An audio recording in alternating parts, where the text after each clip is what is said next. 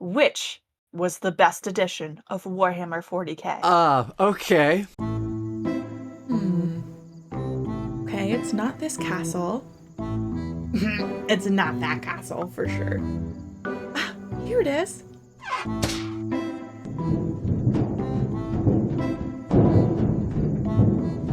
Hello there.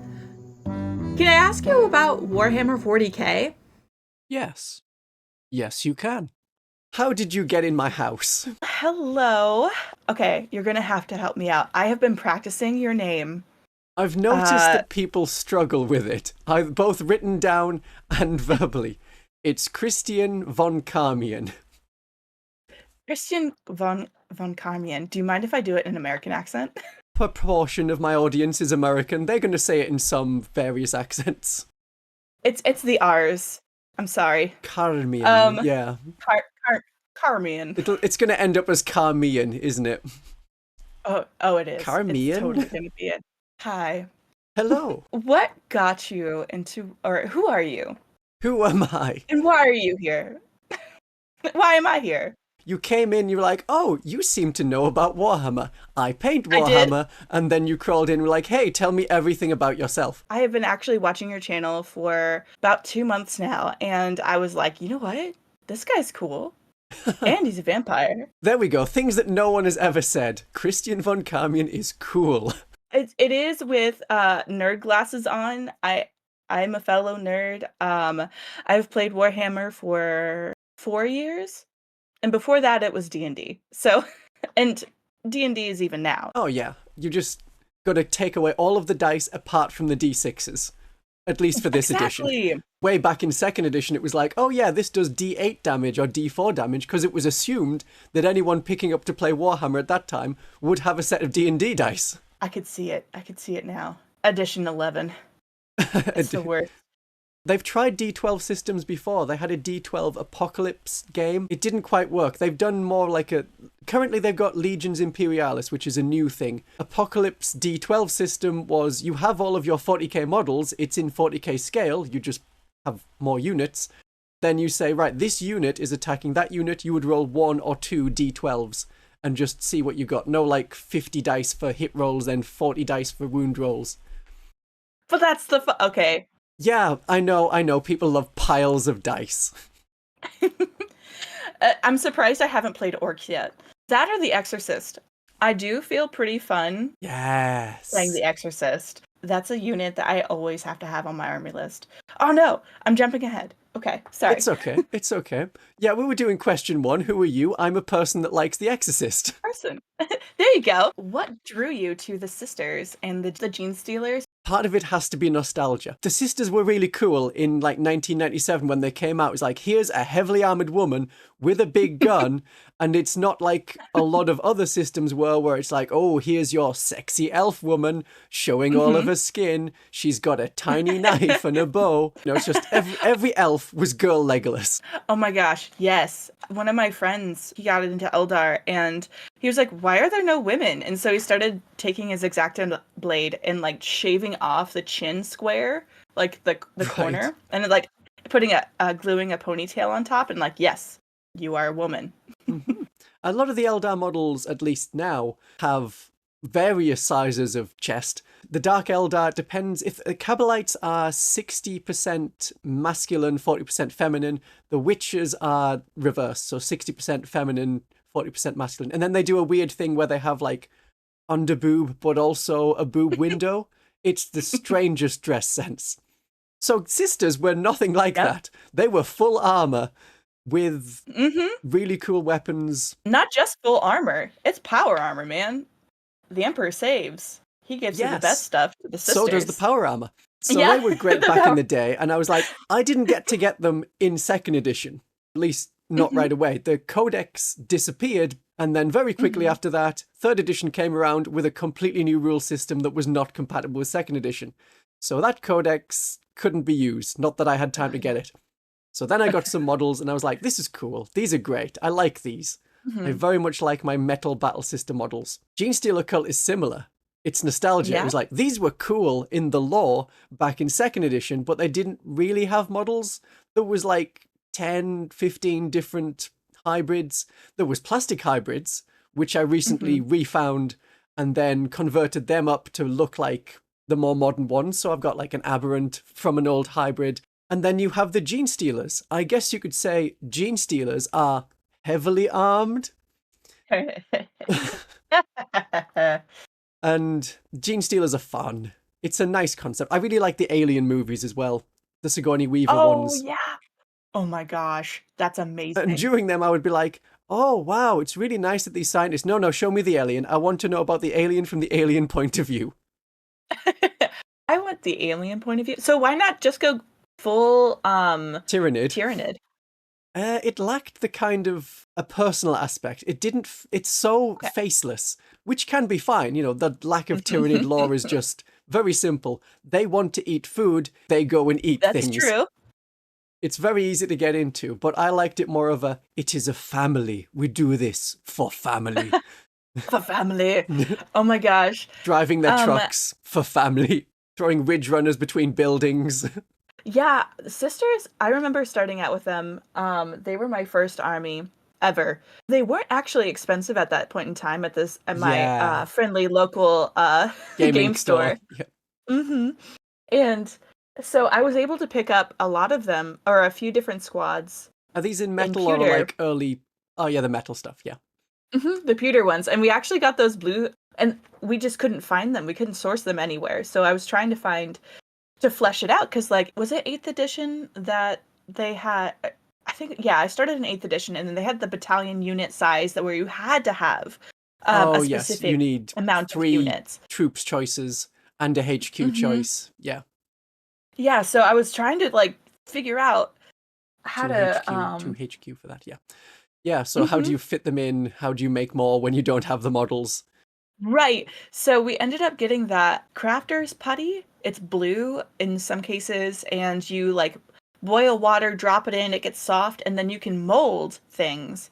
I've had that before, but it was like as a child, it was like, make these Arthurian statues. Like, okay, cool. Oh, that's cool. I want that in my school. Oh, it wasn't as a school thing. It was like a buy it in a magazine. First one is £1. The next one is £23. Oh, was that how it started? No, well, you've got that now with the Imperialis magazines. They're just really weird for sisters. It's like, have 2 battle sisters, 1 Repentia, and half a Seraphim. And that's one magazine. It's like, what do I do with this? Sisters, they aren't like the other girls. Yes, that's the way to put it.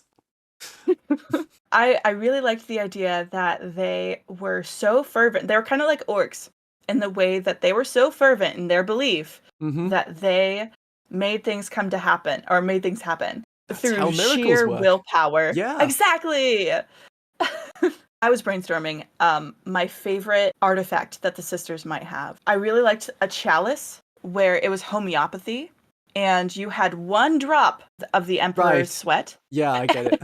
And then you dilute it. And then it's diluted so much. There Yeah. was, I think it was in China, there was a real world kind of thing like that, where there were so many peaches given out, and it was like, oh yeah, the leader doesn't particularly like these peaches, send the peaches to the people. And they were spread out, so it's like this factory will get 1 peach, which is then put into a massive vat and dissolved, and everyone gets a bit of the peach. That's so sad and like funny to think about it now in a sense, but also very sad. I could totally see the Imperium doing something like that to the sisters, and the sisters would be happy. Well, yeah, I think the Chinese people at the time were very happy, and it might have been mangoes rather than peaches, because they're apparently totally different. Okay, next question for you. Do you read the books? I've used to read an awful lot of the books, so many books, and then you got to the point where it was like, oh, yeah, I'm seeing the same kind of thing turn up again and again. There would be, oh, we're fighting orcs, and then suddenly chaos turns up. We're fighting orcs, and then suddenly Tyranids turn up. It's like, yeah, there's tropes here. Or we're fighting orcs, and then Necrons come out of the ground. I've read enough of these. I read all of the codexes for all of the factions, because that was like great fun. This is like fun lore and stuff. This would be borrowing codexes rather than buying them all myself for armies. I was about to say, I'm like, ooh. No. Oh my gosh, I'm imagining your vampiric library full of codexes from like all the different editions. It does look a bit like that, actually. Although I've now sort of pruned it to, these ones go in storage, these are like the pride and joy ones that stay out. Oh, that's true. The ones that you just show on special occasions. Yeah, so it's like, here's the 3rd edition Tyranid Codex. Ooh, not many people have that. Gosh. And oh, look, there we go. There's Von Ryan's Leapers that have just come back for 10th edition. So I used to read loads of them, all of the Black Library books. I went to Black Library events. That was pretty good. It was then... You're the envy of every American fan of Oh, Warhammer. right, of course, because they're always in Nottingham or somewhere in the UK. Yeah. It is a mecca at some point in my life to try. People have and go. called it like a pilgrimage to go to Games Workshop. Whereas I'm like, yeah, I mean, I could just drive for 2 hours. I don't want to, because in British mentality, driving for 2 hours is a very long time. What? Oh my goodness. That's really crazy. That's crazy. Driving for 2 hours, I'm like, okay, when I went to university, I drove like 1.5 hours every day to get to university and then 1.5 to go back. It can be like that when there's just traffic. It takes you that long to get home. True. That's true. But the idea of 2 hours of just pure driving, it's like, why would I do this? It's going to take me then 2 hours to get back. That's like a third of the day just on travel. I don't want to do that. I'm going to have to go through 18 different accents. It's too much. Oh yeah, there are. I guess that's a conversation for another time. That's very interesting. Yes, I've stopped reading the books so much now. There's just not as much time that I have. And then it's like, oh yeah, I now make videos on the internet for people to laugh at and learn from. Something's got to give. Yeah. So it was the Black Library books generally. So I haven't kept up with the Horus Heresy series.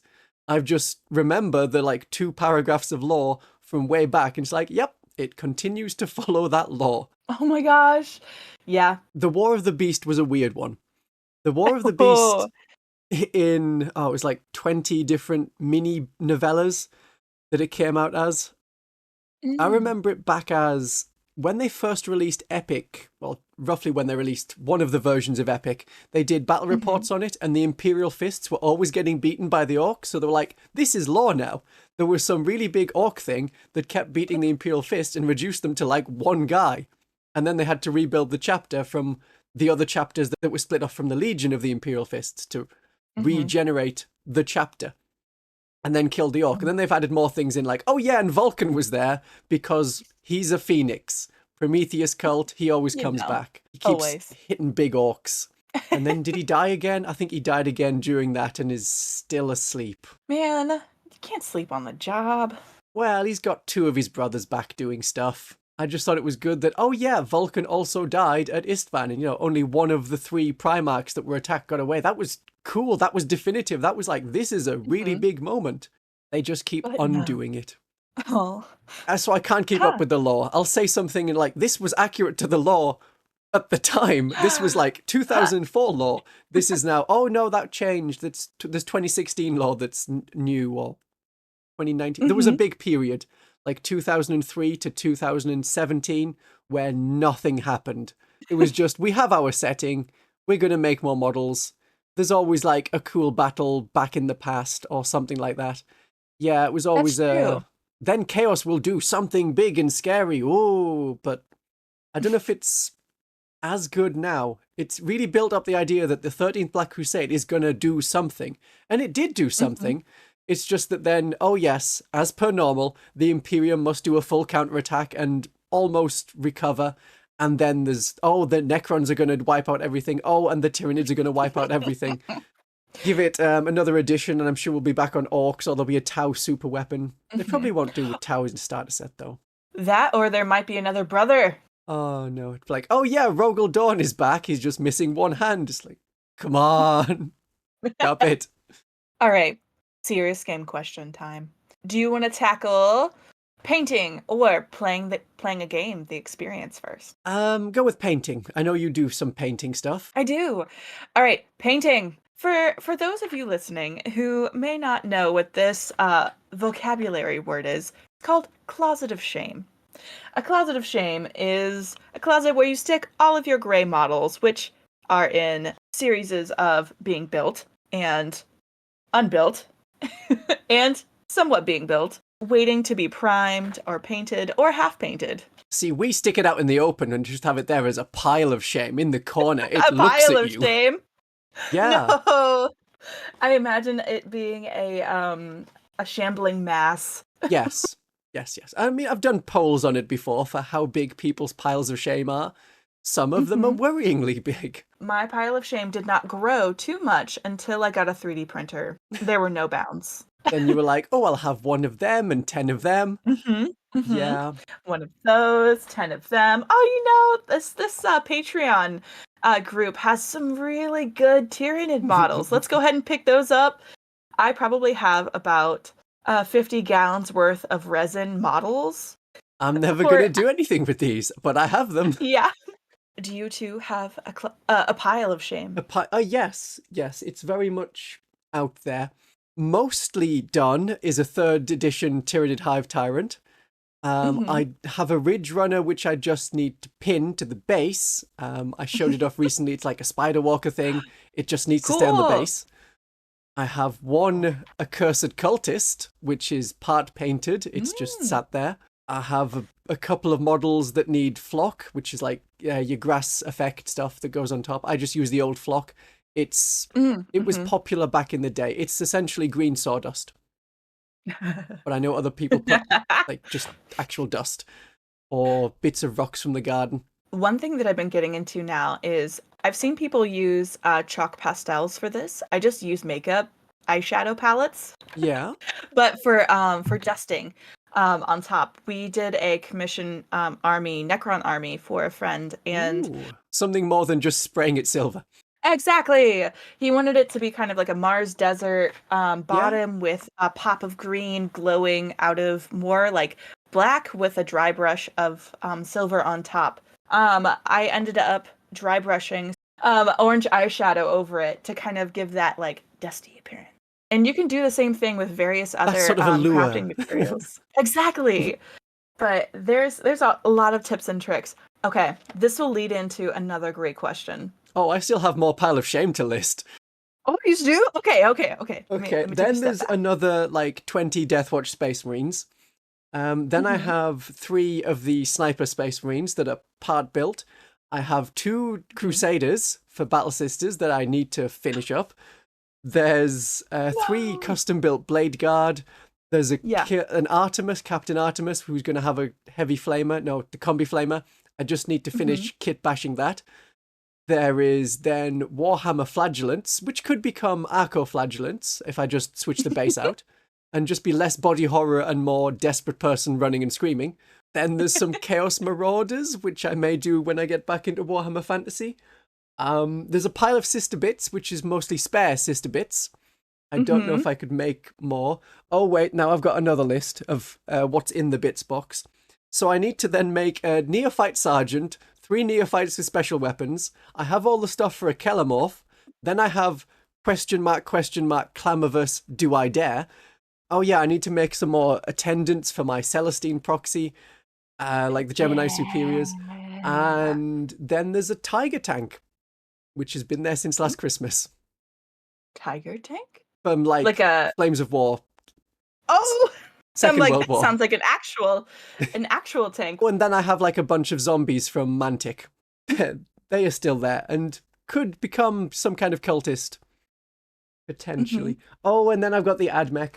Then there's the other Admech box. The Rangers, which could become Neophytes. Then I can have even more Neophytes that look very Admechy. That works. That's Bladed Cog. Okay, now I think that is all the things in the pile of shame. I love how you made a list. That's amazing. Well, it's when I've got a box of bits, I'm like, you need to make these. Oh, yeah, there's a whole Canoness under there as well.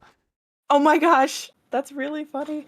Do you think you're going to ever get to it anytime soon? I will work through them.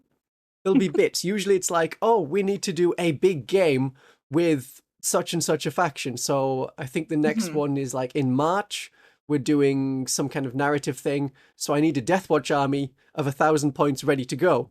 So I have until March to get everything done, which will mean that 2 weeks before then, I'm like, oh yeah, let's get the black spray paint out and let's go. I still have a Gracia Thanquil to do. and a bone ripper. It's the older metal bone ripper rather than the giant one at the moment. Oh my gosh. I love the old metal models. They're so cute. They're nice. It's just the monsters are a pain to put together, as I'm finding with this Tyrannid Hive Tyrant who is on a 40mm base for a giant monster, and the head keeps falling off or the arms don't fit, and it's part plastic, it's part metal. It doesn't go great. That sounds awful. Yeah, so plastic individual models, they're good. You know, metal little models like the Metal Sisters are great.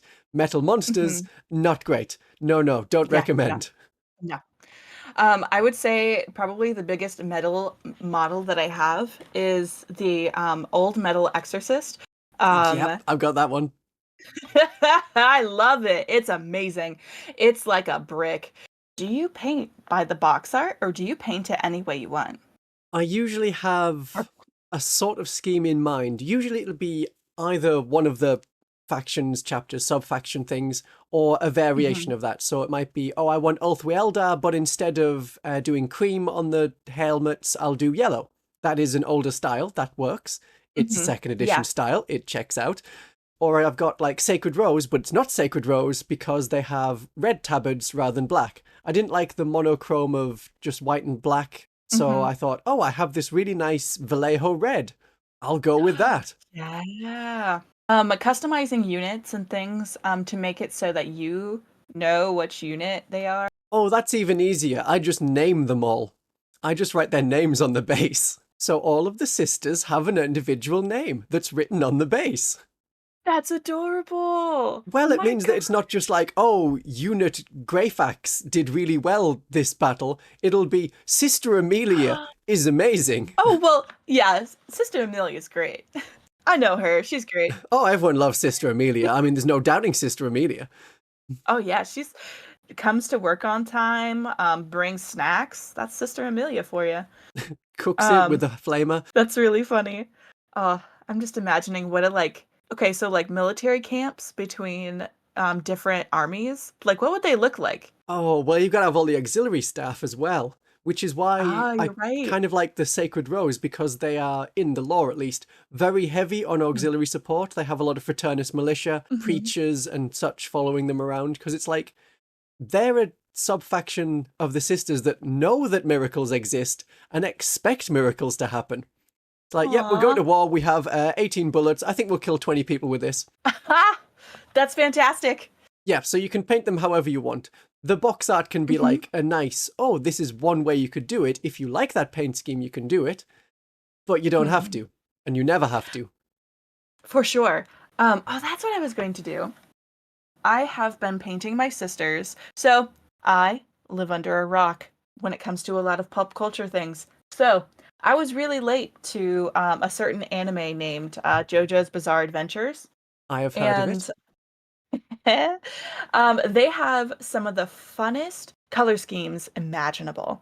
So I am like, you know what? You know what these sisters need? They need cell shading and they need poppy colors. So let me make her purple and make her like with like shadows of pink, and then I wanted to try and make it synthwave colors with comic style line work. Ooh, so I mean, that's going to be very difficult. Yeah. You have kind of a pastel coloring on your model as well. That's nice. It's true. I love explosions of color. People will ask me what is my favorite color, and I say all of them. Yeah. It's great. There is no bad color. Even with muted palettes and things like that, you can create so many different things. One of my favorite things is to do a 2-color challenge where you basically take a model, have just 2 specific color pots, just painting the model in those 2. No using shade, no using anything else, but using like hatch marks and like different texture kind of styles. Let me tell you, none of mine look good yet, but I'm hoping that this practice works. Nice. Works at some point. I did see a group, I think they just do like posting online on things like Twitter, Reddit and Facebook rather than having a like a YouTube channel, but they take various LGBT flags and they make a model in those colors. And you can get like really, it's not just like, here's a bright rainbow thing, but here's a really nicely done like trans flag, League of Votan model. Here's how you can do Yeah. Battle Sisters, but it's in the intersex colors. So that's purple and yellow. Mm-hmm. Yeah, that's super fun. Yeah, if you're ever thinking, I don't know what to do for a color palette, look at any flag for any That's country. true. So you could do Finland is just white and then a highlight of blue. That would be so smart. And like if you're doing competition, well, in competitions, is it still the 3-color rule that you have to have at least 3 colors on your models and you're fine? It's generally accepted that you'll need something like that to show that, yeah, this is battle ready. You haven't just sprayed it one color and then painted a gun. Since everyone's got an airbrush and they're doing airbrush. I'm like, I will take that spray can, please. That's the color my army's going to be. Airbrushes are one of those things, man. I have to really know what I want. I can't just pick up an airbrush and create a masterpiece. Do you have a loyal paint brand? Or are you loyal to a specific paint brand? No, I'll just take whatever. So I have some of the really old Citadel color paint pots, like blood red, horizon blue from like, here it is from the 1990s. Gosh, Those that's paints archaic, last. man. As long as you don't open them to like the air, they last. Whereas the ones from later on with the horrible screw tops, they just don't last. So I've got none of them left. I've got some Vallejo stuff. Aw. I've got some of the Games Workshop stuff, usually ones that's like, I got this paint secondhand. Any kind of color will do. It doesn't have to be, I need this particular level of quality paint. It's fine. Put the colors on the model, get the model on the table, then roll the dice. I do have a grand mix of brands of paints on my painting desk. I'm like looking over here because it's over here. We have a lot of Citadel paints that we have, fortunately, depending on how you see it, put into dropper bottles. It was good at the beginning, and then they started drying out. Putting Citadel paints into dropper bottles is maybe not a great idea. I personally like Vallejo paints the most. They're very good. Although I do like Citadel metallics. When I'm feeling lazy and I don't want to do non-metallic metal, That's or just at every least day for attempt me. to do it. Yeah. Oh, it's so many layers. I don't like the shiny stuff. No, you don't? No, man. It's every time I've seen it, it's like, here's a sword with the 4 like cross colors to suggest light, but it's non-metallic things. I don't like that. I have never seen a weapon that looks like that in real life, and I've been around a lot of swords. With your Arthurian model, right? Well, that was not so much that. There's been reenactment stuff is incredibly popular in the UK. And Really? Then every historical society will have one, so you can't move for Roman reenactment things and English Civil War reenactments, everything like that. Vikings. Yeah, we just have like wannabe. And I say that as a wannabe. I have had training with historical European martial arts and have worked with the SCA, the Society for Creative Anachronism, over here. And it's been pretty fun. Learning how to wield a longsword definitely makes you feel powerful. They do that at my local community center. They're like, it's They do? Tuesday night, it's longsword night. Yeah! So blacksmithing is taken off as a hobby for quite a few people. That's really funny. Thinking about the skit, the planning out the next Sisters model. Right, I'm like, yes, Sisters with swords. I love it. That is, of course, assuming that you think my videos now are good.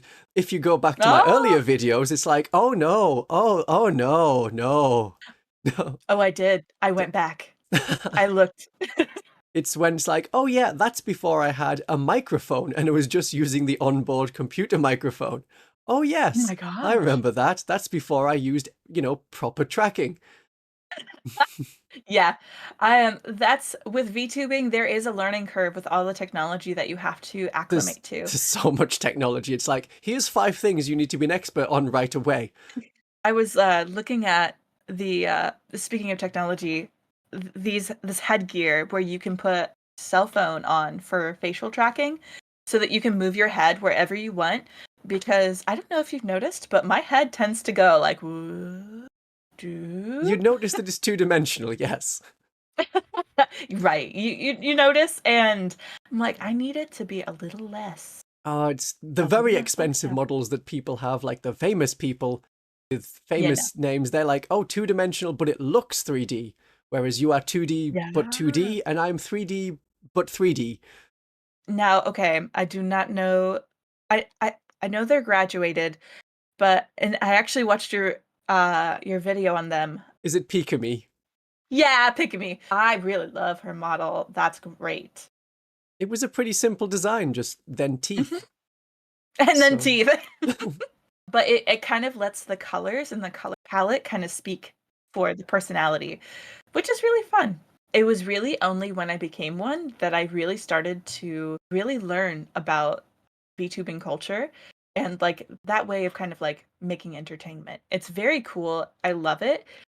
Because so many more people can relate. Haha. You can relate to a vampire and an Oni. It's fine. Mm-hmm. And that's maybe But different to here's a large man with a beard sitting alone, sitting alone.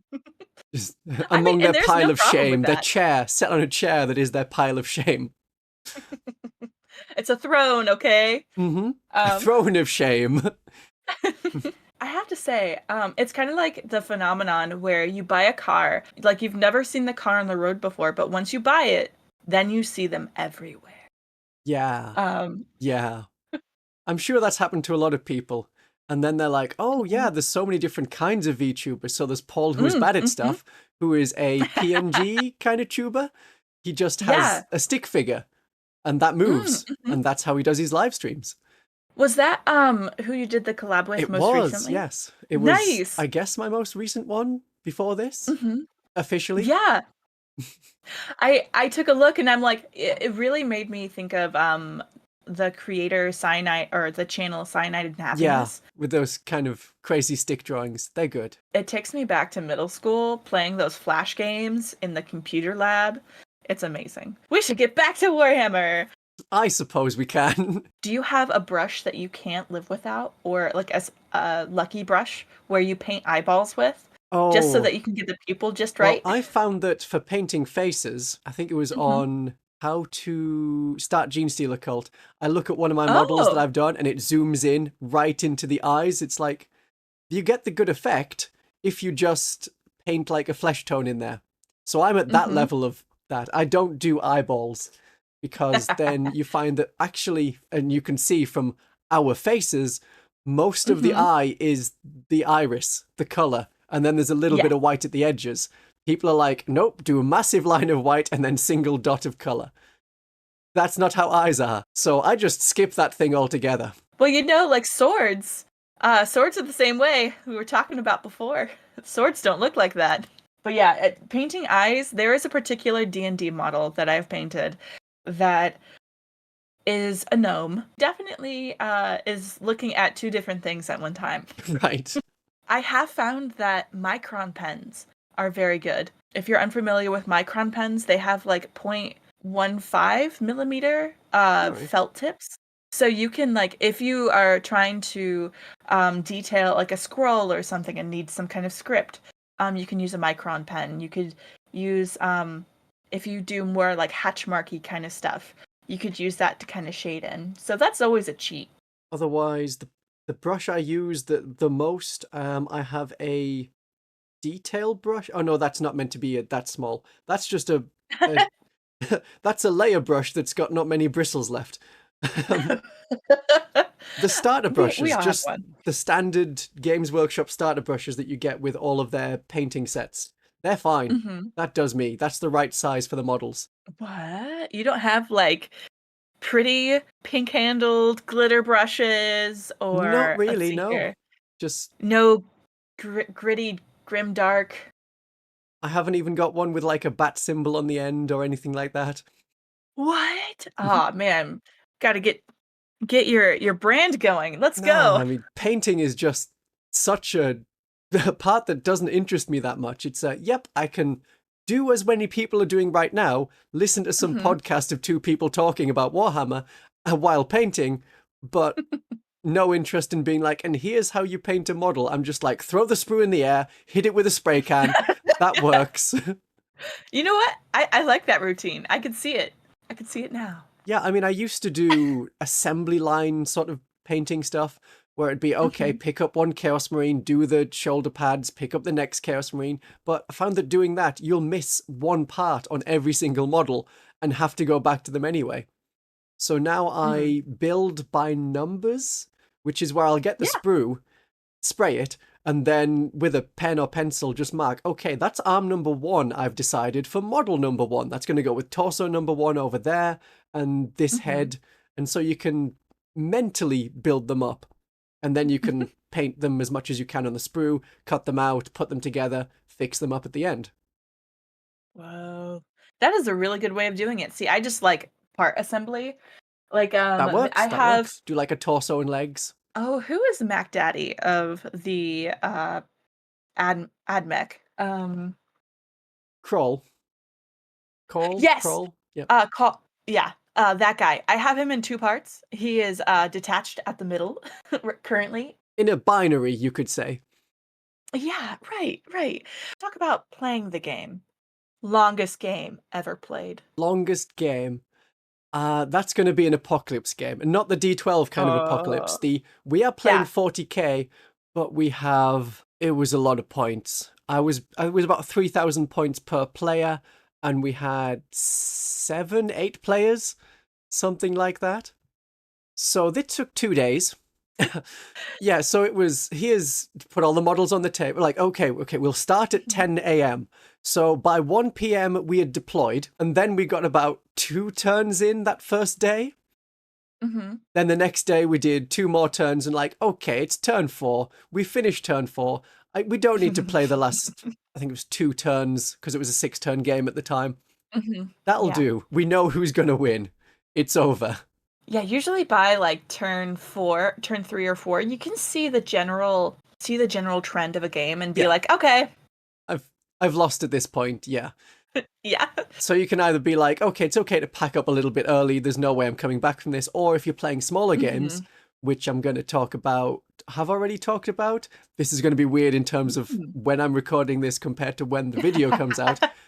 Goodness me, you should play some smaller games of 40k. You might get a second game in. What?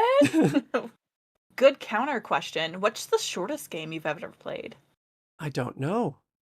I guess it would be like a half-hour game, something like that. Wow. But a lot of the times when it's been quite small, it's been while learning, so it takes extra time on top of it. So if you're starting to learn 10th edition, as I did, get 500 points of models and play one of the Combat Patrol games just to get used to, not like the Combat Patrol rules, just one of those missions. Then you'll get used to your unit rules and army rules and things like that. So I started this edition with an Exorcist, 10 Battle Sisters, 5 Seraphim, a Palatine, and I think maybe a Hospitaller. Points have changed, but about that was a good starter army to get, like, there's the core, I have to have the church organ, there's no way I'm not bringing the church organ. And it was nice to have vehicles that are good in this edition, rather than, I put it on the table, I take it off the table pretty quickly because bolt guns are wounding it on a 5. Do you have any gaming faux pas? Faux pas meaning anything that... Yeah, don't speak French. What? But did you... Okay. But yes, things that you you can do that you shouldn't do. Right. It's like one of those things that everyone agrees that you probably shouldn't do that. There is a tactic that came in for tournaments like last edition or the edition before with terrain. So you have to be in base contact to be fighting an enemy model in close combat. That means you've got to fit your base next to their base. So if the enemy has 32 millimeter base, if you go next to a wall, but so there's only like 20 inches between your model and the wall, you can make it so that the enemy cannot charge you, even though they're like 5 inches away. They cannot complete that charge because they'll be through the wall and then they can't move through your models. They also don't have enough space to fit between the wall and your model. So it's like, that's awful. Don't do that. You won't make friends doing that. Yeah, no one likes the cheese. Yeah, it's general agreement that you can play a competitive game without we're breaking the rules tournament style level of a competitive game. So things like that are just, it kills the narrative of the game as well. It's one of those things where I transitioned from trying to build optimized lists to try to win, because I am a relatively competitive person. If I think that there is an inkling, a chance of winning, I go right into it. See, I'm the opposite. If I see, What? yes, the exact tactic I should do is fall back with this squad and then do nothing. I'm not going to do that. Let's go. Let's kill the enemy. Get in there. Get off the objective in the last turn. Let's have a fun final turn and just see how it goes. And those are the kind of people that people actually like playing with. I recently did a video where I talked about Stillman, whose idea was, you get 2,000 points, that is your army. It's done, you don't touch it, the meta's going to change, the rules are going to change.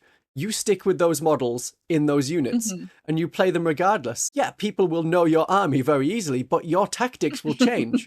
It's not That's true. switching up the army. It's like, this unit isn't working for me, I'm going to get a totally different unit. Or this army is off meta, so I'm going to put it in a drawer and get a new army out. You can just play the same army throughout and, mad respect. And then if you win a game, it's like, yeah. You actually won. Yeah. Yeah. It's a strategy game. Strategy. Well, yeah, rather than just buy to win. So I know that a lot of Drukhari players at the moment are saying it's unwinnable, we can't do it. Even tournaments, 44% win rate. One of the Sisters tournament armies that I showed off recently was in a final against Drukhari. Yes, the Sisters won.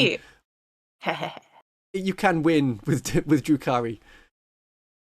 Yeah, it is definitely possible. And when you get onto, you can talk stats, you can talk unit lists, and it is definitely beneficial. I know this is not really real, but I keep thinking of it like this.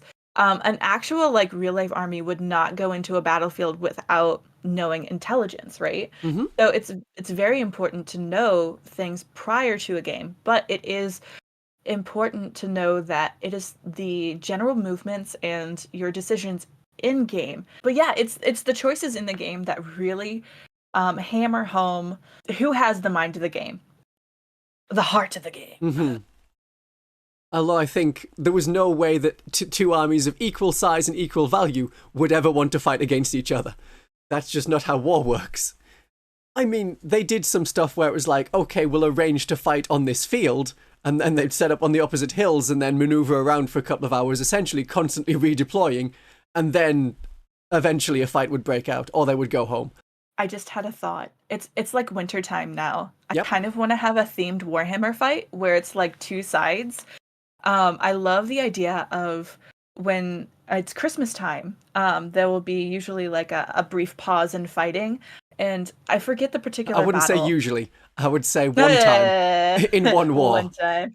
Yeah. That one war, that one time. There was that one war that one time that America wasn't in at that point. And then, if you go further back, it's like, oh yeah, do you remember when you attacked on Christmas Day? That's unsporting. That is very true. But yes. the snowball wars, or the snowball fight, I really want to try and stage a Warhammer snowball fight. I don't know what the rules will be yet, but I think it would be hilarious. Could work. Well, they already have Blood Bowl, which is Warhammer fantasy, but it's rugby, American football, whatever you want to put it. I suppose rugby's the more violent one because you don't get body armor, definitely. you get a headband so that your ears don't get ripped off. Oh my gosh. Yeah, I'm like, football's already gotten, or American football has already gotten so much flack for concussions and all that. And just look over there at rugby players. Yeah, it was missing a thumb. oh yeah, there was a player who, he dislocated his knee and he was trying to slap it back into place to keep playing. Give it 5 minutes with a hospitaler. Oh yeah. Oh my gosh. Okay, future cosplay in mind. I really want to try and make a hospitaler. Oh wow, that's awful. I know you call it hospitaler in some parts of the United States, but hospitaler is how everyone else says it everywhere.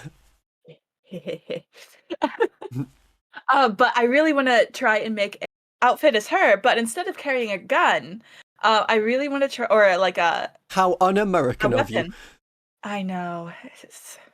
Uh, having a large bottle of super glue. Yeah, and you just I think fix that up would be models. fantastic. Yeah, and I'm like, I'm the hospitaller. I'm like, let me just fix your model there. Mm-hmm. Oh, you'd have to have different kinds of glue because you've got to have plastic glue and metal glue. Mm-hmm. Oh, it could be like a med kit with like different glues inside. Yeah. Oh my gosh, that's amazing. Okay. Would you ever cosplay as a Warhammer person? I've done AdMech before. I've been a Really? tech priest, That's so fun. it was a red cloak, the Mechanicus symbol, and then I just got all of the... I kept having a lot of like headphones where they don't work anymore, but I don't throw them out. Oh. I just put them in a different spot in the drawer because like, Yeah. oh, maybe one of the earbuds works and it's a backup at one point if the new ones break, so I can get some more ones and I can still hear at least with one ear. So I had loads of them, so I just draped myself in all of those wires. Why not? I mean, it's a perfect use. Yeah, had like gloves, but it just has wires coming out of like the finger holes, like fingerless gloves. So you got the wires coming out as along with your fingers. It was an okay costume. That's super cool. I'm intimidated by trying to make foam armor. I know that you could just cut out the shapes and then mold it. It's not that hard. I just worry about messing it up and then wasting like $100 worth of materials. It's expensive, so maybe It's expensive. non-armored versions are better. Though people will just cosplay at any point in time. Like you go to the store and find someone in an outfit and you're like, wow, that's that one guy from that Yeah. one anime. Oh, Yeah, hey. I've seen a lot of people with the Attack on Titan jacket, Yeah, that's true. Wings of Freedom, and it's like, it's not even the best corps. Survey Corps, Recon Squad, Scouting Regiment, whatever they call themselves. It depends on the translation. I dropped that series That's after... I kind of want to watch TLDR because I am curious to see where it ended up. I liked how it started, and then it just kept going, and then I got distracted. There was less and less plot as each season went on. So if you want to watch Attack on Titan, the first episode is undeniably the best episode. It is. Maybe not undeniably, but it's definitely like the the first best. 3 episodes because they have like a really long opening. They zoom straight through like years of plot, and then you get to the second half of season 1 and you spend like an hour on a horse debating philosophy. And it's like, come on. Then This the is whole not arc, what you sold me on. yeah, the whole arc with the female Titan could be quickly boiled down to every episode is the scouts come up with a plan to kill the female Titan. They try the plan. It doesn't work. People die. Oh, the humanity. But it's okay. We have a backup plan for next episode. Oh, anime. I've been trying to just watch really cringy, awful My channel, Christmas movies. Yeah. Oh, right, Christmas movies. Yep. Oh, yes, that too. Let's see here. I just watched Jack Frost the other day. That was fun. A serial killer that dies and gets like attached to the snowman, so he's like reincarnated and goes on a killing spree, and then they As have a to figure out snowman. how to kill him. Right? As a snowman. And they didn't think just like a hairdryer might work. They need battle It's sister so fire. convoluted. Oh, They right. do. They need the flamers.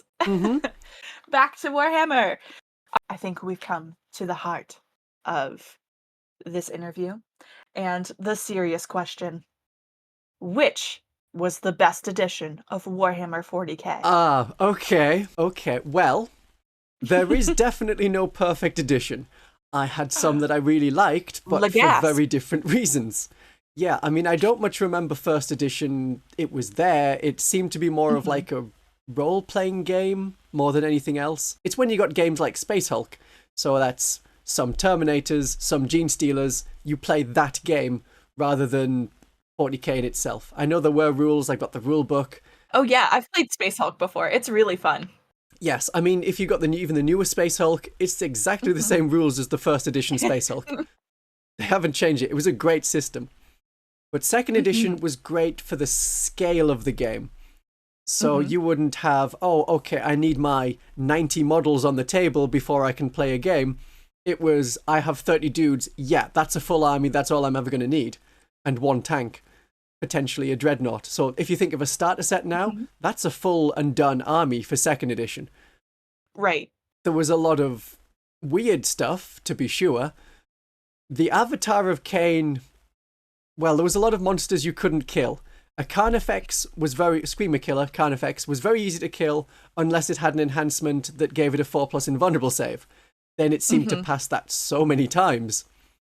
But there was a lot of, this is a heavy weapon, it'll kill a monster in one go, or it'll disable an orc dreadnought. You know, you have extra arms just there to be ablative for the body. Then there's the Eldar Avatar, who, because of their high toughness, they can't be hurt by strength 4 weapons like, you know, bolt guns. Also, they're immune to fire. Also, they're immune to melter. Can you think of an army in 2nd edition that's almost entirely made up of bolt guns, flamers, and melter guns? I don't like where this is going. Yeah, so unless you had like a preacher with crack grenades or a heavy bolter sister, those are the 2 weapons in your army that can hurt an Avatar of Cain. Otherwise, it's not going down. So I didn't much like that. The vehicles generally were not, I don't know about not worth having, convoluted. So much stuff. It's like, oh yeah, you got damaged on this part of your body and it did this damage, so you need a separate notepad to write down what has happened to it, and you need to remember that. Whereas later damage tables for later editions, it was like, oh yeah, you can't move in your next turn, or you can't shoot in your next turn. It's relatively easy to remember. Yeah, that's a lot easier. Definitely more complex on a smaller scale, and I quite like that. Cool. Lord of the Rings, the current Lord of the Rings, which is the same Lord of the Rings that's been around for like 22 years, those rules are great.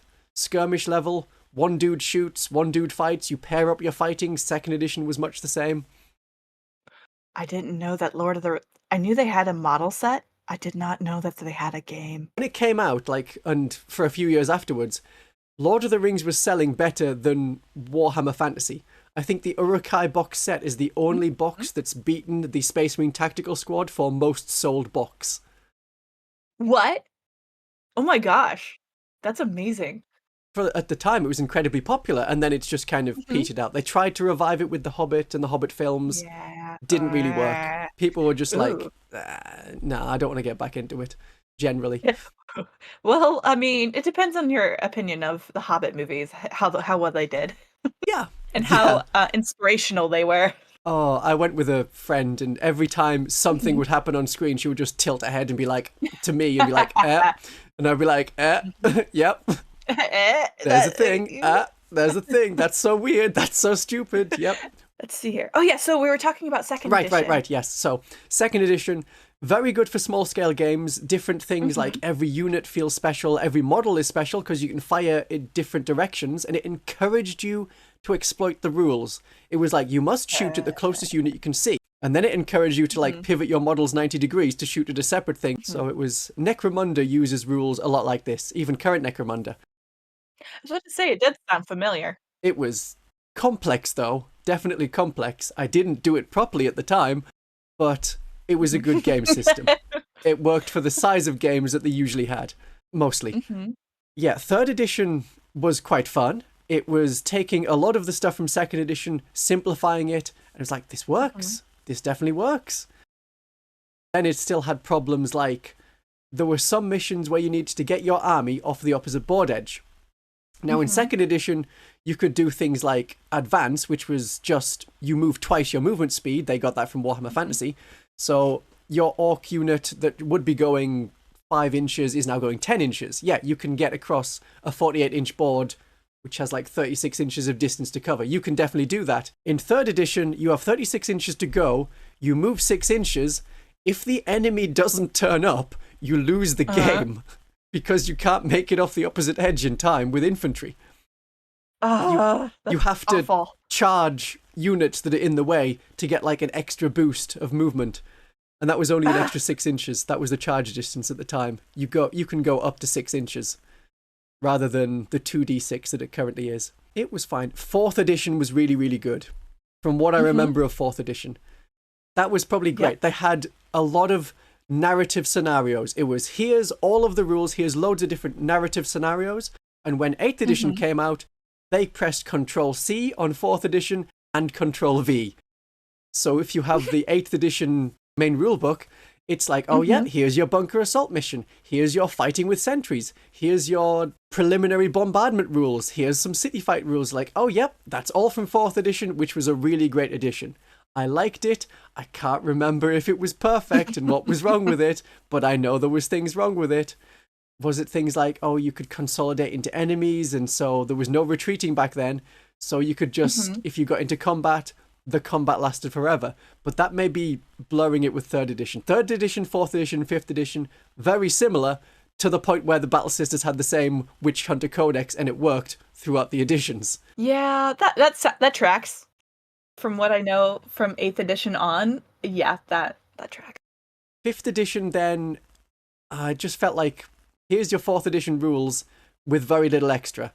So I borrowed the rule book at one time, made like a half page of notes, and was like, yep, that's all of the important changes that have happened to the rules.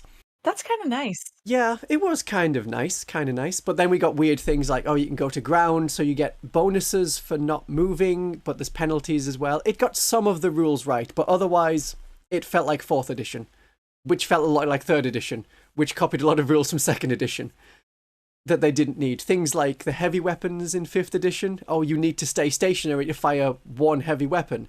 I see that working in 2nd edition, where the heavy weapons were really, really powerful, but not so much by 5th edition, to the point where if I was building a tactical squad, I would think, do I want a heavy weapon? It's just going to be something I don't fire because I want the unit to move. I'm better off with just a bolt gun. Yeah, you better have them in an opportune space, or else you're not going to use it at all. It's a waste of points. So you'd think, yeah, that doesn't quite work for the units and models you've got, but a lot of fun stuff. I mean, 3rd edition has some crazy rules. 6th edition, though, many people do not like 6th edition. I thought it was great fun. It was stupid fun. Was that the one with the battle templates? Or the blast templates? I know there was like this thing where like there were these plastic, I'm like looking at one right now. You had to like launch something, and then if you were within a certain diameter or whatever shape, you got hit. Yeah, so the templates were from at least 2nd edition all the way through to 7th edition. Whoops. They were right there as the main staple of it. So there's a whole video I have going over the templates through the editions and what was good, what the problems were, why Games Workshop got rid of them. Vehicles exploded really easily in 6th edition. Maybe it was 7th edition. You could do challenges, so you could have a random Imperial Guard sergeant challenge an Orc war boss to a fight, just to stop him crumping all of the other dudes in his squad. And that war boss would travel like 12 inches from the back of the unit, zoom straight to the front, and stomp that guy to death. Every even like squad sergeant got precision attacks, so if you rolled a 6 to hit, then you could target like an enemy heavy weapon specialist or something like that. It made characters really cool. And I like that. If you were playing quite a small game, if you were playing a larger game, it was a faff. So they got rid of it in 7th edition. But they had other stupid things like terrain. You walk into a river. It's actually lava, you fool! No! You've just melted your men. It's like, how could I not know? Was it glowing bright red? If it is glowing bright red, you still have the table. You roll a dice. Oh no, it's calm water. It just smells or something. It's like, oh, okay, I'm just walking through this glowing orange liquid, but it's fine. But if you go to that pool of blue over there, death. Instant death. That's death. It was great for... Color theory. Yeah. Warhammer color theory. It doesn't make sense, but yes. But they've done a lot of that with Warhammer Fantasy, where they still had... Well, Age of Sigmar, they have got random terrain tables. You roll a dice and see what it does. You've got different realms where people are from with colour palettes. The trees were the best one. You would roll a dice and be like, this tiny copse of trees, it actually has a giant gorilla alien creature and it punches some of your men. Oh, it actually has loads of razor birds. They murder some of your men. But the reason you'd go into it is because one of the options was ironbark trees. So this now becomes as tough as the densest bunker. Your people are near untouchable. A lot of fun. That does sound really fun. It sounds like what I've actually been wanting to add to Warhammer in like homebrew rules. So I might actually take a look. You said that was in 6th edition, right? Yes. I'm going to take a note of that. Because I might force those tables on The my snowball friends. fight. Or The just snowball fight! Oh my gosh, it's happening. yeah, there has been. I think I must still have them. Older like winter war rules, winter terrain. So you've got quartz forests, you've got stalagmites, exceptionally cold things. So you can even have like, oh, flamers don't work on a 4+. Every time you try and fire it, it might be frozen. Melter range is halved. How can you exist in a thing where the fuel freezes? The fuel struggles to ignite is what it says. I mean, we're talking about Games Workshop. Yeah, I know. That makes I know. sense. Vehicles. Oh, yeah. Vehicles. If you don't move for a turn, if you stay stationary for a turn, then you have to roll a 6 before you can function again. Otherwise, the gun mount might freeze up or the traction doesn't work. All lakes are frozen, so you might slip and fall over. You might go down into the water. You need to deliberately fail an armor save to survive if you're drowning. Which makes sense. That would be a very traumatic, very narrative based, but really traumatic. Oh, they have done several things in the past where like falling through the ice has been a rule. It's fun. It's definitely fun. 7th edition was a refinement, I suppose, of 6th edition. It had better heavy weapon rules. Or you could move a guy in the squad and the heavy weapon in the squad, as long as that model didn't move, can still fire. Which made sense. It's like, oh, Jim, 5 meters away, moved from one building to another. For some reason, that has put my aim off completely. I'm not firing while Jim is moving about in the periphery. I can see him. He's there. I hate Jim. I'm not doing it. I'm not firing the gun.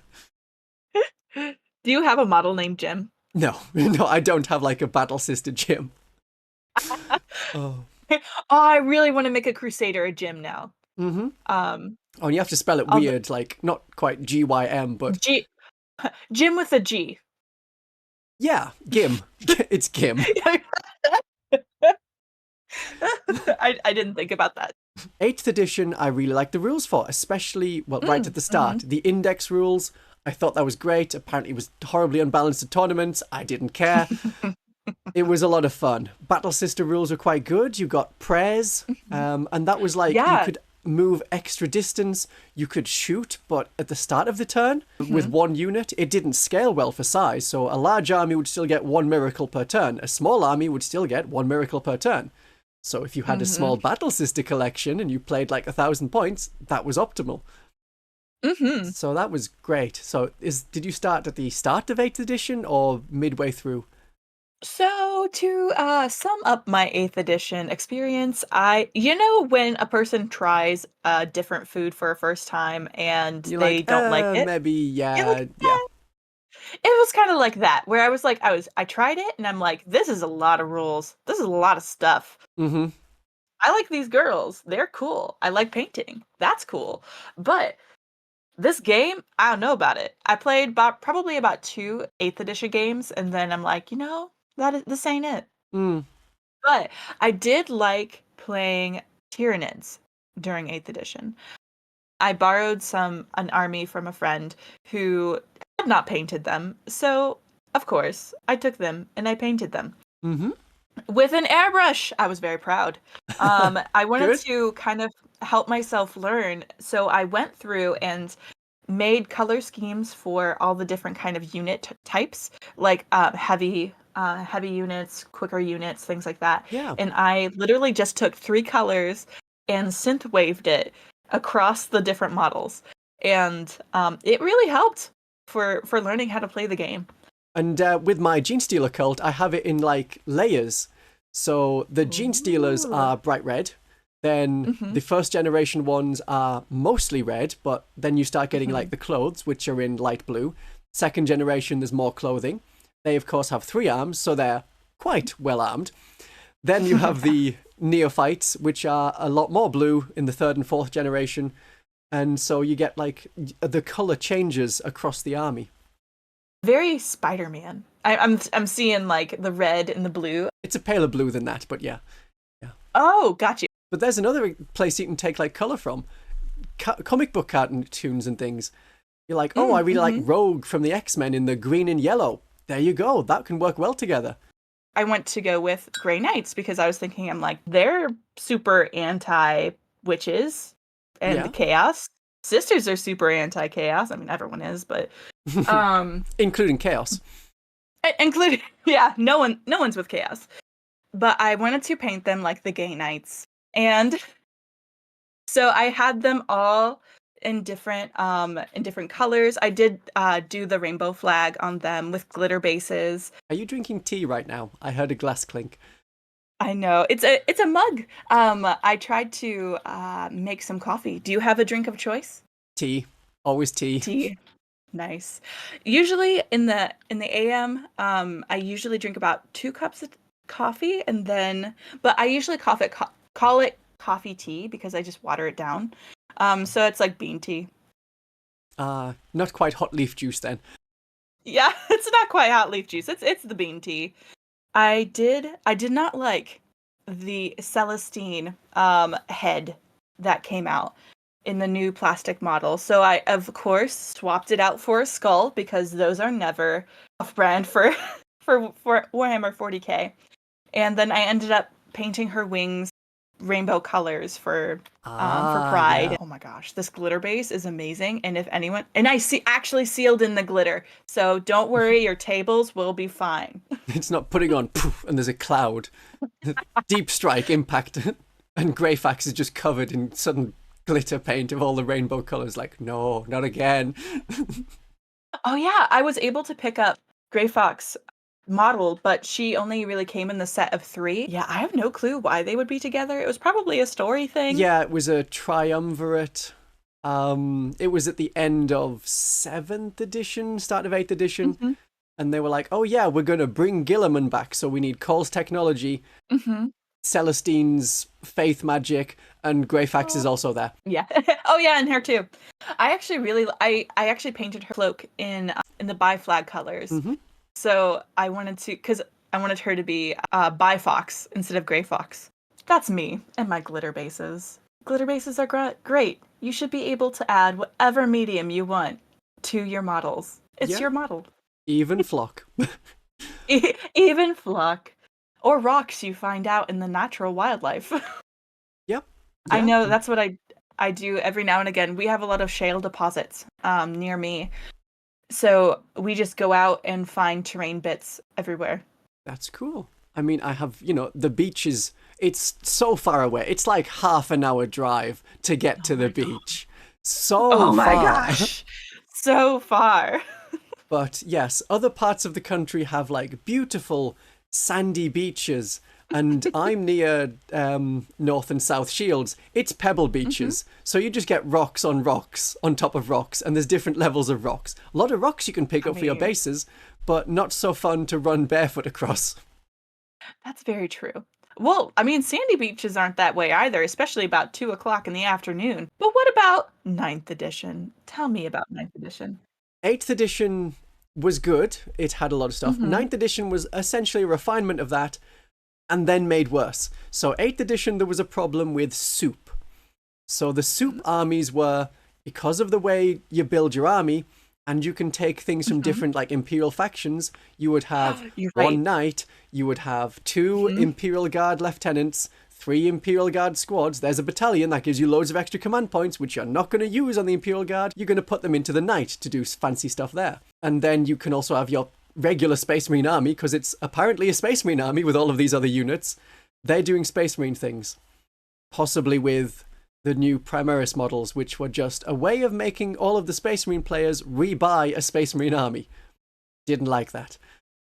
But the way they fixed that was to give you detachment rules. So if your army is entirely Sisters of Battle, then yes, you get your Acts of Faith just from having Sisters units, and yes, you can deny stuff just from having Sisters units, and yes, they all have an invulnerable save of 6+ from having Sisters units.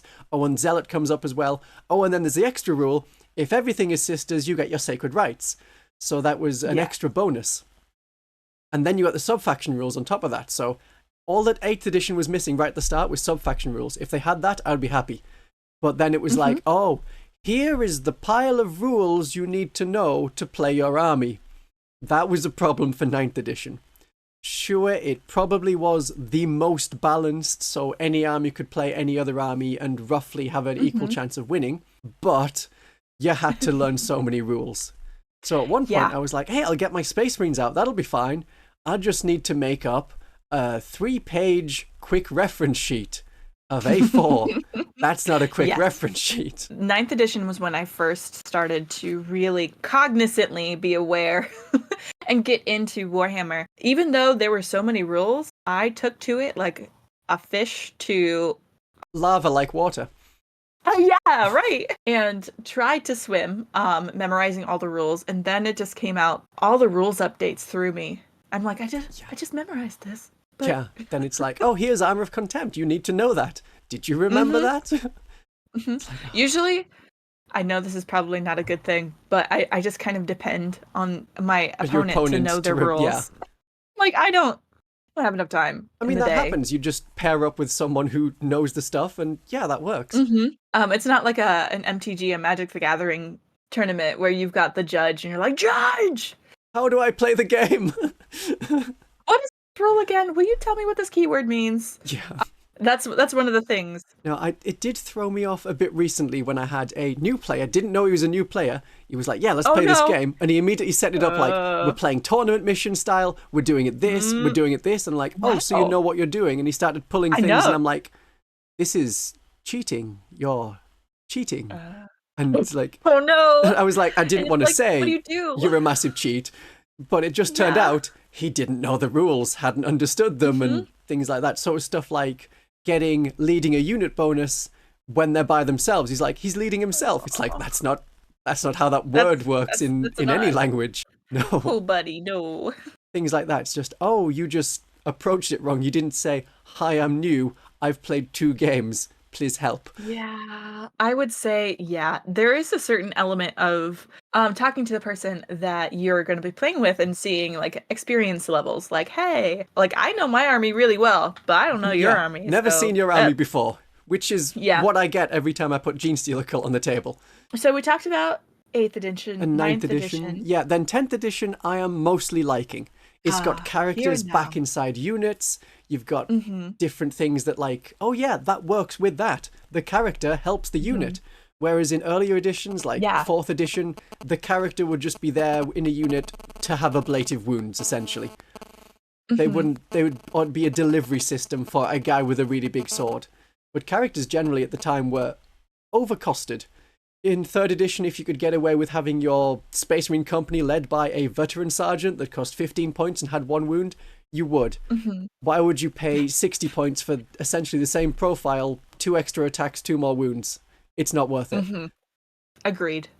Totally agree. Yeah, so I am enjoying 10th edition. I don't know if it's the best edition yet.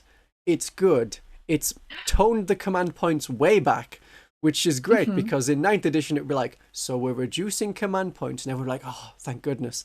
Thank goodness. And then they were like, hey, it's start of 9th edition. You get so many command points. Here's 15 command points. Jim has written 15 more stratagems that are going to be in the back of your codex to go with the 27 others that you already had. Here's a supplement book. It is entirely stratagems. No. I kind of loved that. And when it switched from 9th edition to 10th edition, I think that was the biggest change for me was the lack of stratagems. Because that was kind of how I ran my army list. Based on who can do what special thing, but once or twice a game. Yeah. That was just how you had to run Genestealer Cult. Acolytes, you need to remember, you can have the generational, I can't remember what the stratagem was called, but you could have, your acolytes can advance and charge like they're Genestealers. You can do this with a stratagem. You can do this with a stratagem. And then they got to, in 9th edition, enhancements. So you could put on units. So it's the thing you buy beforehand. And I like that. That was good. Yeah, that was really cool. After learning and watching your video about the Palatine, I have been converted to using Palatines so much more. The Canoness is quite good. I mean, a lot of people you see the two next to each other and you pick the Palatine over the Canoness, but Canonesses can be quite nice. They just need to be able to join more units than Sacrosancts and Battle Sisters. Yeah, I do agree. I'm enjoying the way the detachments works. It means that you can face a Tyrannid army And it can be different every single time because there's slightly different rules. And not just because you picked a different sub-faction where it's like, oh yeah, this is objectively the best sub-faction. So it was Kronos for Tyranids. It was Bloody Rose for Battle Sisters. See, I never went with Bloody Rose. Good. I never got that kind of rhythm down where getting my sisters in and like getting punch with the Repentia. I always ended up being more shooty, longevity-wise, because I always wanted to just play the points game. Is it then Valorous Heart? Yes. They were Valorous very popular in the Heart 8th edition when it was like, oh, that's what everyone at tournament does. It's Valorous Heart at tournaments. Oh, yeah. I didn't even think of that. It was, yes, we get just an extra cool thing. Here's an extra save on top of your already decent save. I don't know. Longevity, staying on the board is probably the thing that I prize most in my units. Having most of the units being 1 wound each model sucks. But yeah, overall, I'm liking 10th edition. There are some things I miss about 9th, but overall, I do think, oh my gosh, the cards were the best thought. Oh, like the index cards? Yes. When it comes to quickly referencing rules and keeping things organized on a table, I would have to say those are the best idea. You said you weren't sure if 10th was the best. Oh. Out of all of the editions, 1 through 10, which one do you think you would go with? Ooh, if it was like you can only play this one forever. Oh, Maybe, yeah. Ooh, yeah. Then probably not 10th edition. But okay. Could it be 6th edition? Maybe it's 6th edition. I don't know how many people would want to play with me in 6th edition. It's like 6th edition, but it needs some of the tweaks from 7th edition. Or, yeah, 4th edition was really good. Could do with a little bit of changing up to get rid of some of the older things and introduce newer things. Maybe I would go with 4th edition. I can safely say that because most people who play and watch my channel weren't around for 4th edition. They weren't playing then, so it'd be like, oh yeah, that's an uncontroversial choice because I know nothing about it. That's true. You won't have people breaking down your door saying, Christian, that's not right. Like you have done when you just came in today and like, hey, I want to talk to you about Warhammer. Exactly. Oh, they'll be putting in the comments what edition they like best. I know it'll happen. Oh yeah, totally. I would love to see, actually, because as a person who lives under a rock, I don't necessarily know what the general populace is like. So it's very interesting. You said 4th edition was the best one. Yep, which can lead to no follow-up questions on that because you didn't play it. No follow-up questions. Rose-colored glasses put on. Yep. Oh yeah, nostalgia is a big part of it, for if you pick any of the earlier editions. Yeah. All right, so now for a silly game question. Are you ready? Mm-hmm. What is the most dangerous thing about playing Warhammer? Yep, there's the putting your hand down on top of your spiky Chaos Marine models. I've done that with a Rhino. I had the older oh my gosh. 2nd edition, 3rd edition Rhino, which has, I think they still sell it with the same sprue of a bunch of spikes that you put on top. I put my hand down and lifted my hand up, and the Rhino was stuck to my hand. That's amazing. All right, so that was the most dangerous thing. You've got spiky bits. Do you have any messages for any new players? Or it could be advice, anything that you would recommend a new player do if they're starting out? Probably don't buy loads of stuff right away, because you'll end up immediately with a pile of shame. And you might not even like that faction. You know, you get to painting the models and things. So starting Battle Sisters, you can start with a character model. Starting Genestealer Cult, yeah, I mean, maybe get the big starter box set, the Combat Patrol. Build slowly. I mean, you could, and I have been talking about it recently, do the Stillman idea of have a fixed idea of what your full army is going to look like. Build towards that, regardless of how much the meta changes and over the years and the rules changes, and that can be your army. You can just go towards that, and then you have a nice goal in mind. Sure, you're not going to win every game, but you knew anyway that probably wasn't going to happen. As long as you just have fun doing it, it doesn't matter about winning. Winning comes second to having fun. Unless I find that tournaments, then it's reversed. You have to win, then second you have fun. I know people go and enjoy it. I wouldn't recommend tournaments if it's your first time playing. If you're like, oh, I don't know anyone, around me to play, there'll be someone. There definitely will be a local game store. Don't go to a tournament and get crushed and have people annoyed at you that you don't know the rules well enough and that it's taking you so long. And That's true. I've had tournaments like that where I think 2 of the 5 people I played were pretty new, and it was like their 3rd or 4th game of that edition. I want to be more kind, and I want to help you, and I want to say, don't fire the battle cannon at, the light infantry. It's a wasted shot. Maybe you should rethink that. Yeah, but it's a tournament, so I have to be like, I mean, I'll win, but let's also get you some points, but also let's speed up this game so I get a turn 2. Right. It then becomes a triage kind of element of like, okay, now I have to babysit you.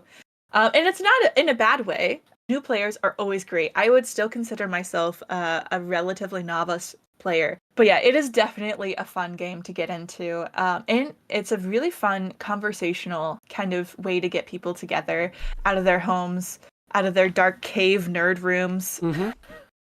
Extract yourself from the pile of shame. Right? It's not just about painting. At least for most of the fans. There's so many different ways to do it. A lot of people are like, I hate the painting the most. There are commission painters. You can be like, hey, I just want this in color. Doesn't need to be good. Just do it in color. For sure. And you can get it done that way.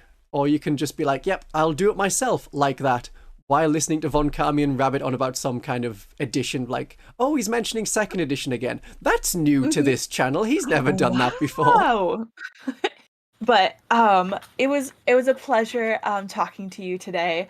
I had a lot of actually learned a lot. That's really cool. The best kind of learning is fun. Exactly. This has been Blythe Amui. You can check out their YouTube channel. It is linked in the description. Hi, at my channel, we are chaotically trying different things like a carousel.